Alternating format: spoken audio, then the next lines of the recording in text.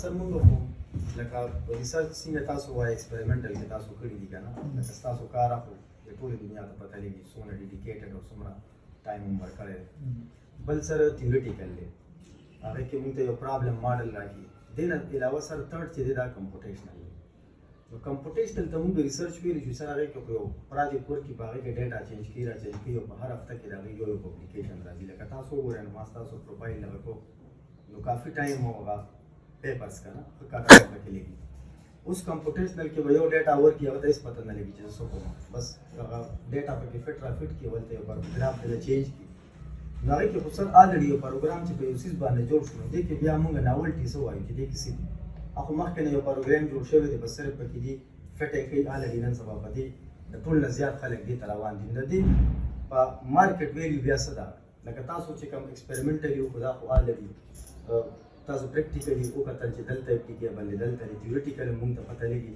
آینسټاین فیلډ ایکویشن اول راغی بلیک هول د هر یو کنسپټ یې ورکړو مونږ ته وروسته پته ولګېده چې یاره دا پاسبیلیټي شته هغه تھیوریټیکل ایکسپریمنټل مو شو اوس دا سر دا کمپوټیشنل چې دی دې ځای کې ډېر عجیبه کوېسچن رایز کېږي دا بالکل کوېسچنز کېدی شي خو دا د هغه ریسرچر خپله کمي هغه ریسرچر چې څوک کمپیوټیشنل په دغه سینس کې اخلي دا د هغه کمي اوس فار ایگزامپل ته یو بیریم پیټرنیټ د دې سیل ته سیمولیټ کې او په کمپیوټیشنل کې د دې ته پراپرټیز ګوري چې how can I achieve ideal properties. So you give specific parameters to the software and from those parameters you squeeze out or you calculate or compute the relevant properties.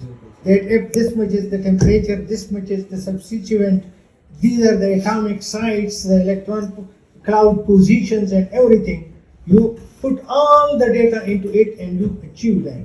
Then at the end you don't achieve those properties. For example, you have a unit cell and it should have, for example, 100% density. But the density is not 100%. In the most of the electroceramics we come across densities. The best densities are considered when it is 95 or above percentage in the electroceramics.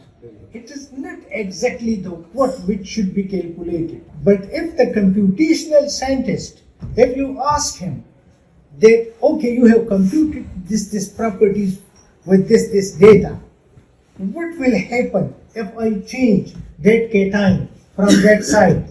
And he can't answer you. This means he has used memorization and using useless practices.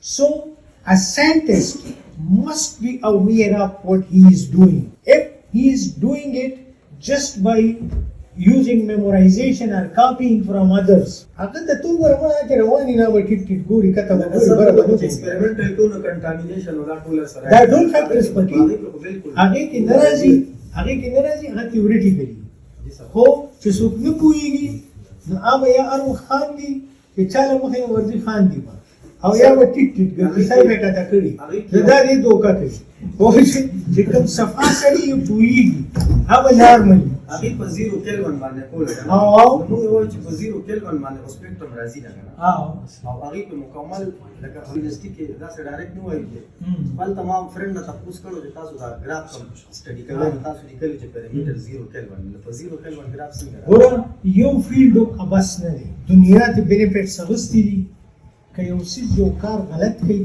پکار دي چې موږ یې سم وکړو چې موږ یې پازیټیولی یوز دا یو لیډر و نو ما ته ویل دا یونیورسټۍ چا خرابې جوړې کړي دي نو ما ورته ویل وستا حکومت یې دې سمې کړه پکار دي موږ له چې منفي څیزونه موږ ډسکریج کړو چې هر څومره منفي کېږي که هغه موږ سره په اکاډمیکس کې کېږي که هغه ټیچران کوي که سټوډنټان کوي منفي خبرې موږ ډسکریج کړو او پازیټیو طرف ته موږ لاړ شو نو دا به ښه خبرې خو فضول یو فیلډ هم نه دی هر فیلډ کې اپارچونټي شته او دا تاسو چې کمپیوټیشنل خبره وکړه که کمپیوټیشنلی ته یو میټیریل سیمولیټ کړي او د هغې پراپرټي ډیرایو کړي نو بیا تا ته هغې د ایکسپریمنټل لار اسانه کړه یو ډایرکشن یې درله درکړو نو که دغه ډایرکشن دا ماله نه راکوي نو بیا بس خو که دغه ډایرکشن ماله راکوي او پازیټیوټي طرف ته ما بوځي نو وی شوډ ټرای اټ Thank you.